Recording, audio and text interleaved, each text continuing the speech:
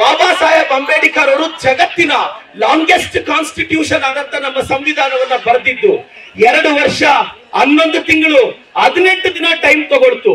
ನಮ್ಮ ಸಂವಿಧಾನದಲ್ಲಿ 1,47,356 ಪದಗಳಿದೆ.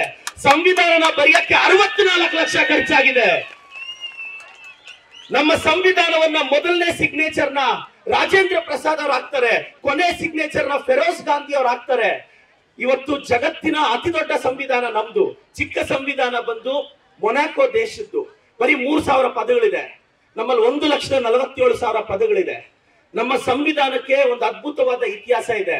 1949 ನವೆಂಬರ್ 26ಕ್ಕೆ ನಮ್ಮ ಸಂವಿಧಾನ ರೆಡಿ ಆದ್ರೂ ಸಹ ಜನವರಿ 24ಕ್ಕೆ ಎಲ್ಲ ಸೈನ್ ಹಾಕಿ 26 1950ರಿಂದ ನಮ್ಮ ಸಂವಿಧಾನ ಚಾಲ್ತಿಗೆ ಬರುತ್ತೆ.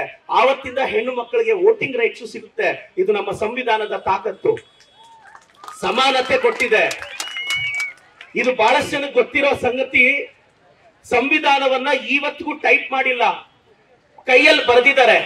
ರೈಜಾದ ಅಂತಕ್ಕಂಥ ಒಬ್ಬ ಕ್ಯಾಲಿಗ್ರಫರ್ 6 ತಿಂಗಳ ಟೈಮ್ ತಗೊಂಡು ಬರೀತಾರೆ ಅದನ್ನ. ಆಗ ನಮ್ಮ ದೇಶದ ಮೊದಲ ಪ್ರಧಾನಿಗಳು ಕೇಳ್ತಾರೆ ರೈಜಾದ ಅವ್ರನ್ನ, ಅಮ್ಮ ನೀನ್ 6 ತಿಂಗಳು ಕಷ್ಟಪಟ್ಟು ಇದನ್ನ ಕೈ ಬರಹದಲ್ಲಿ ಬರೆದಿದ್ಯಾ, ತನಗೆ ಏನ್ ಕೊಡುಗೆ ಬೇಕು ಅಂದ್ರೆ ನನ್ಗೆ ಏನು ಬೇಡ ಸರ್, ಸಂವಿಧಾನದ ಪ್ರತಿ ಪೇಜಲ್ಲೂ ನಾನು ಸೈನ್ ಹಾಕಕ್ ಅವಕಾಶ ಕೊಡಿ, ಕೊನೆ ಪೇಜಲ್ಲಿ ನಮ್ಮ ಗ್ರ್ಯಾಂಡ್ ಫಾದರ್ ಸೈನ್ ಹಾಕಕ್ ಅವಕಾಶ ಕೊಡಿ ಅಂದ್ರೆ ಅದಕ್ಕೆ ನಮ್ಮ ಪ್ರಧಾನಿಗಳು ಒಪ್ಕೊಂತಾರೆ. ಒಪ್ಕೊಂಡ ನಂತರ ಆ ಸಂವಿಧಾನ ಇವತ್ತಿಗೂ ಸಹ ಈಲಿಯಂ ಫಿಲ್ಡ್ ಶೀಟ್ಸ್ ಅಲ್ಲಿ ಒರಿಜಿನಲ್ ನ ಎತ್ತಿಟ್ಟಿದ್ದಾರೆ. ಒಂದು 500, 1000, 2000 ವರ್ಷ ಆದ್ಮೇಲೆ ನಾಳೆ ಮುಂದಿನ ಜನರೇಷನ್ಗೆ ಅವತ್ತು ಹೇಗಿತ್ತು ಅಂತ ಗೊತ್ತಾಗ್ಬೇಕು ಅಂದ್ರೆ ಅದನ್ನ ಇವತ್ತು ಜೋಪಾನವಾಗಿ ಎತ್ತಿಟ್ಟಿದ್ದಾರೆ.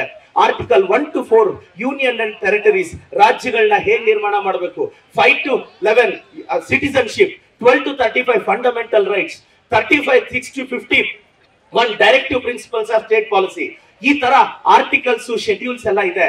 ನಾನು ಎಲ್ರಿಗೂ ರಿಕ್ವೆಸ್ಟ್ ಮಾಡೋದಿಷ್ಟೇ, ಬಾಬಾ ಸಾಹೇಬ್ ಅಂಬೇಡ್ಕರ್ ಅವರ ಸಂವಿಧಾನ ಬರೆದಿರೋದಿಕ್ಕೆ ಎಲ್ಲೋ ಇಲ್ಲಿಂದ 18 ಕಿಲೋಮೀಟರ್ ದೂರದಲ್ಲಿರೋ ಅಪ್ಪ ಅಮ್ಮ ಇಲ್ದಿರೋ ಹುಡುಗ ಇವತ್ತು ವಿಧಾನಸೌಧದಲ್ಲಿ ಕೂತಿರೋದು. ಆ ಸಂವಿಧಾನದಲ್ಲಿ ಎಲ್ರಿಗೂ ಬ್ಯಾಕ್ ಗ್ರೌಂಡ್ ಇರಬೇಕು, ದುಡ್ಡು ಇರಬೇಕು, ಆಸ್ತಿ ಇರಬೇಕು, ಅದ್ಯಾವುದು ಮುಖ್ಯ ಅಲ್ಲ. ನಿಯತ್ತಿದ್ರೆ ಸಾಕು, ಯಾರು ಎಲ್ಲಿಗೆ ಬೇಕಾದ್ರೂ ಬೆಳಿಬಹುದು ಅನ್ನೋದಿಕ್ಕೆ ಮಹಾನುಭಾವ ಸಂವಿಧಾನದಲ್ಲಿ ಬರೆದಿದ್ದಕ್ಕೆ.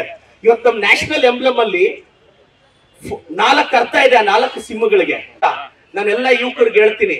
ಆರ್ಟಿಕಲ್ 19 ಫ್ರೀಡಮ್ ಆಫ್ ಸ್ಪೀಚ್ ಹೇಳುತ್ತೆ. ಇಲ್ಲಿರೋ ಎಲ್ಲ 18-19 ವರ್ಷದ ಯುವಕ ಯುವತಿಯರಿಗೆ ಹೇಳ್ತೀನಿ, 19 ವರ್ಷಕ್ಕೂ ನಿಮ್ಗೂ ಫ್ರೀಡಮ್ ಆಫ್ ಸ್ಪೀಚ್ ಬರಬೇಕು. ಹೆಂಗೆ ಅಂದ್ರೆ ನಿಮ್ಮ ಗೆಲುವಿನ ಬಗ್ಗೆ ಯಾವನು ಮಾತಾಡಬಾರ್ದು, ಆ ರೀತಿ ಗೆದ್ದಿರ್ಬೇಕು. ಅಂತ ಫ್ರೀಡಮ್ ನಿಮ್ಗೆ ಎಲ್ರಿಗೂ ಬರ್ಬೇಕು 19 ವರ್ಷಕ್ಕೆ.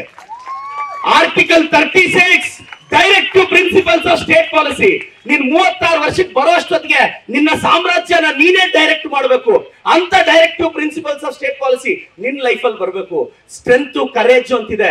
ನಾನೆಲ್ಲ ನನ್ನ ವಿದ್ಯಾರ್ಥಿಗಳಿಗೆ ಹೇಳ್ತೀನಿ, ಇವತ್ತು ಒಂದು SC ST ಹಾಸ್ಟೆಲ್ಗೆ ಉದ್ಘಾಟನೆ ಮಾಡ್ತಿದ್ದೀನಿ ನಾನು.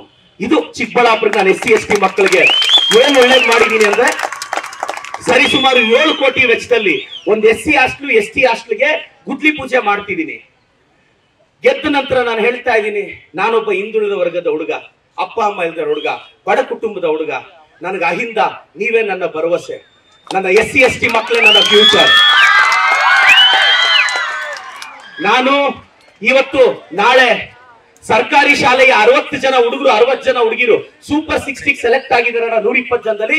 ಅದ್ರಲ್ಲಿ ಗೊತ್ತಿರಬೇಕು 96 ಜನ SC ST ಸಮುದಾಯದ ಮಕ್ಕಳೇ. ಆ ಮಕ್ಕಳನ್ನ ಬೆಂಗಳೂರು ಕರ್ಕೊಂಡೋಗಿ ಟ್ರೈನಿಂಗ್ ಕೊಟ್ಟು 600+ 10th ಎಕ್ಸಾಮ್ ಅಲ್ಲಿ ಮಾಡ್ಬೇಕು ಅಂತ ಒಂದು ಮಗುಗೆ ಏನಿಲ್ಲ ಅಂದ್ರೂ 30-40 ಸಾವಿರ ಖರ್ಚು ಮಾಡ್ತಿದ್ದೀನಿ. ಚುನಾವಣೆ ಇರೋದು 5 ವರ್ಷಕ್ಕೆ. ಈಗ ನಾನು ಶಿವರಾತ್ರಿ ಹಬ್ಬಕ್ಕೆ 5,500 ಜನ ಅಂಗನವಾಡಿ ಮಕ್ಕಳಿಗೆ, ಅದ್ರಲ್ಲಿ 4,000 ಜನ SC ST ಮಕ್ಕಳಿಗೆ ಬಟ್ಟೆ ಕೊಡಿಸ್ತಿದ್ದೀನಿ. ಆ ಮಕ್ಕಳು ಯಾರು ನನ್ಗೆ ಓಟ್ ಹಾಕಲ್ಲ. ಆದ್ರೆ ಯಾಕೆ ಮಾಡ್ತಿದ್ದೀನಿ ಅಂದ್ರೆ, ಅರ್ಧೋಗಿರೋ ಬಟ್ಟೆ, ಖಾಲಿ ಹೊಟ್ಟೆ, ಒಡೆದೋಗಿ ಹೃದಯ, ಖಾಲಿ ಜೇಬು ಮನುಷ್ಯನ್ 100 ಪಾಠ ಕಲಿಸುತ್ತೆ. ನೀವು ನನ್ನ ಭವಿಷ್ಯ, ನೀವು ನನ್ನ ಮೇಲೆ ಪ್ರೀತಿ ಇಟ್ಟು ಭರವಸೆ ಇಟ್ಟಿದ್ದೀರಾ. ನಾನು ಖಂಡಿತವಾಗೂ ಬದಲಾವಣೆ ತರ್ತೀನಿ. ಸಂವಿಧಾನದ ಆಶಯಗಳಂತೆ ನಾನು ನಡೀತೀನಿ. ಬಹಳಷ್ಟು ಜನ ಕೆಲವು ಹುಡುಗರಿಗೆ ನಾನು ಹೇಳೋದಿಷ್ಟೇ, ಅಪ್ಪ ಅಮ್ಮಗೆ